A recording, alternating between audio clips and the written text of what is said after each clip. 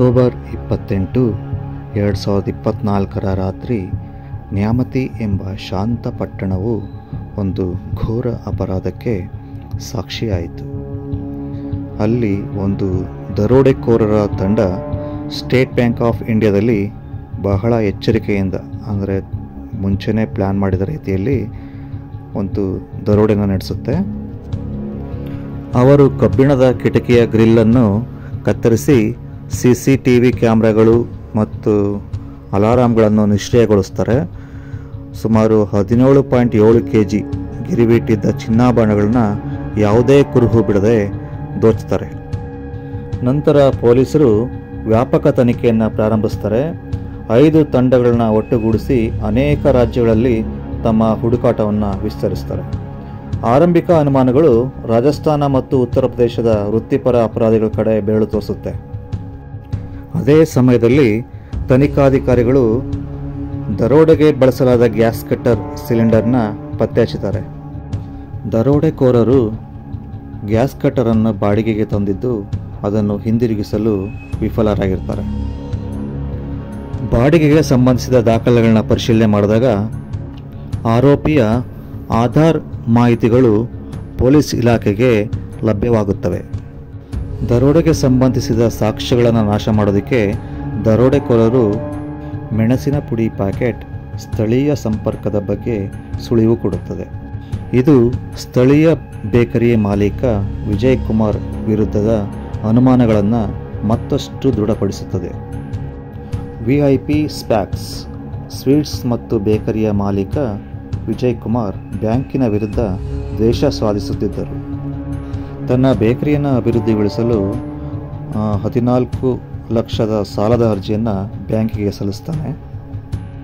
ಆದರೆ ಅವನ ಕಳಪೆ ಕ್ರೆಡಿಟ್ ಸ್ಕೋರ್ ಕಾರಣ ಅವನ ಸಾಲದ ಅರ್ಜಿಯನ್ನು ತಿರಸ್ಕರಿಸಲಾಗುತ್ತದೆ. ಇದರಿಂದ ತೀವ್ರ ಹತಾಶೆಗೊಂಡು ಅವನು ದರೋಡೆ ಮಾಡಲು ನಿರ್ಧರಿಸ್ತಾನೆ. ಇವನ ತಂಡ ಮನಿ ಹಿಸ್ಟ್ ಮತ್ತು ಆನ್ಲೈನ್ ಟ್ಯುಟೋರಿಯಲ್ಗಳಿಂದ ಪ್ರೇರಿತರಾಗಿ ಸುಮಾರು 6 ತಿಂಗಳ ಕಾಲ ದರೋಡೆಯನ್ನು ಬಹಳ ಎಚ್ಚರಿಕೆಯಿಂದ ಪ್ಲ್ಯಾನ್ ಮಾಡ್ತಾರೆ. ದರೋಡೆಯ ನಂತರ ವಿಜಯ್ ಕುಮಾರ್ ಕದ್ದ ಚಿನ್ನವನ್ನು ತನ್ನ ಸಿಲ್ವರ್ ಬಣ್ಣದ ರೆನಾಲ್ಡ್ ಡಸ್ಟರ್ ಕಾರಿನಲ್ಲಿ ಬಚ್ಚಿಟ್ಟಿರ್ತಾನೆ. ನಂತರ ಅವನು ಮತ್ತು ಅವನ ಗ್ಯಾಂಗ್ CCTV, ಹಾರ್ಡ್ ಡಿಸ್ಕ್ ಮತ್ತು ಇತರೆ ಉಪಕರಣಗಳನ್ನು ನಾಶ ಮಾಡಿ ಅವುಗಳನ್ನು ಸವಳಂಗ ಸರೋವರಕ್ಕೆ ಎಸೆದು ಸಾಕ್ಷ್ಯಗಳನ್ನು ನಾಶ ಮಾಡ್ತಾನೆ. ಯಾರಿಗೂ ಅನುಮಾನ ಬಾರದ ಹಾಗೆ ತನ್ನ ಭದ್ರತೆಯನ್ನು ಖಚಿತಪಡಿಸಿಕೊಳ್ಳಲು ಅವನು ಚಿನ್ನವನ್ನು ತಮಿಳುನಾಡಿನ ಮದುರೈನಲ್ಲಿರುವ ತನ್ನ ಮನೆಗೆ ಸಾಗಿಸ್ತಾನೆ.